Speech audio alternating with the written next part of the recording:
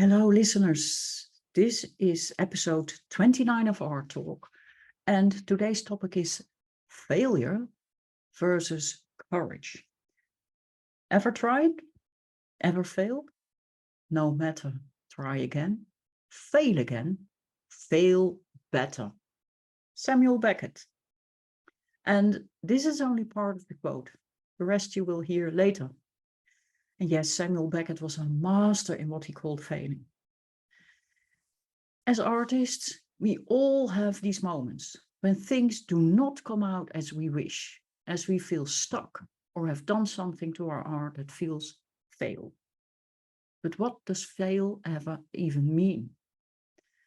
It looks all good on the outside, and I often get the comment that I know exactly what I do and that it all looks so good. But the truth bomb here, behind a lot of the portraits are also a lot of failures. Wrong skin tint, wrong brushstroke, not exactly right placed. Something is off, but I can't see what it is. It happens to me too, and many artists. Recently, I read how an artist I admire wrote that she picked up a self-portrait again after having it set aside for a while. She did this because it didn't feel good. There was something not right and she couldn't see it.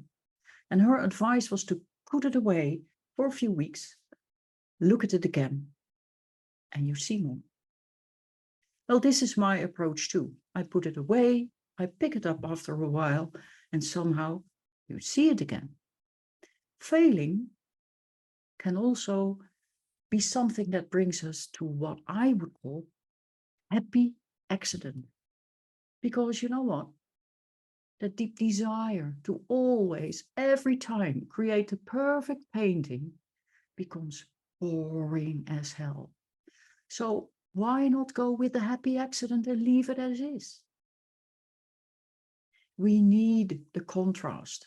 We need to fail better, to find ourselves and the art we create within, to have courage. There is a debilitating aspect when it comes to the feeling of failure, and it has such a negative connotation. It implies that there is such a thing as perfectionism. When you enter the realm of perfectionism, you will always fail. You beat yourself up, and the more you do that, the less acceptable your work will turn out. The expectations we set ourselves are often not fair. I'm a great fan of tennis and Roger Federer in particular. He has made tennis into a form of art.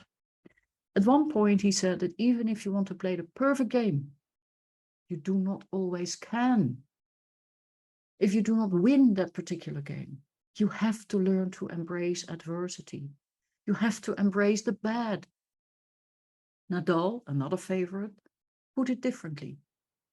In the Wimbledon final of 2008, he said no matter if Federer won, he would not feel he had lost. Guess what? He won the match. So what does it have in common with us as artists? Art is a high-performing skill, and in your mind's eye, you see exactly how you want the painting to come out. But then it doesn't.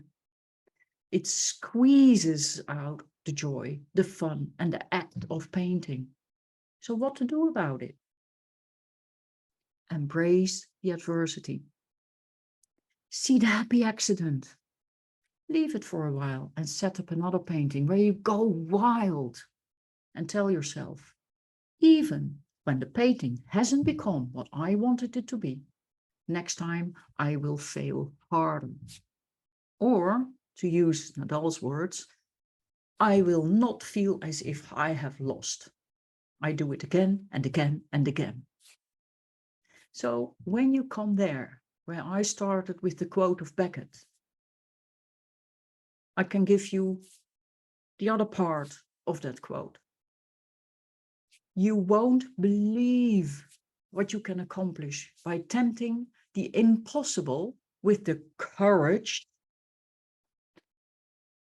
to repeatedly fail better.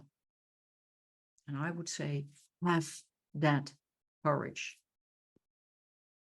Please share this with those artists you think need this. And if you have any questions, don't hesitate to ask them. Next week episode of Art Talk skips because I'm in the midst of a house move. So the week after that, I'll be back. Thank you all for listening. And you can find me on karenmerks.co.uk, Instagram Karen Merks Fine Art, or Facebook Karen Merks Fine Art. Bye.